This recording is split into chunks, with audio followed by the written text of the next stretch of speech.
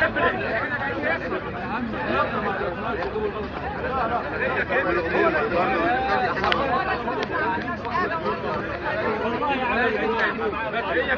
انا بالنسبه لي انا الاعلام اللي هشوفه هتبعه واقف على راسه ما بجريش انا عشان تبقوا عارفين يعني.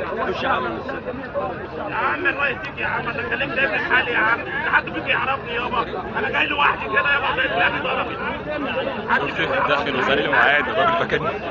مين ده؟ هو الشيخ الباسط. ابو ايه؟ الشيخ عبد الباسط اللي ماسك الميكروفون. ده الشيخ الباسط. مين الشيخ ابو الباسط؟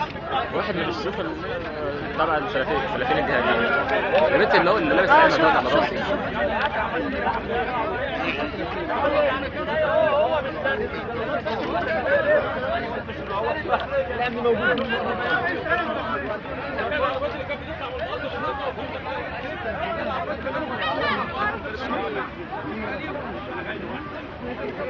اسرائيل واليهود هنحارب دلوقتي الاعلاميين.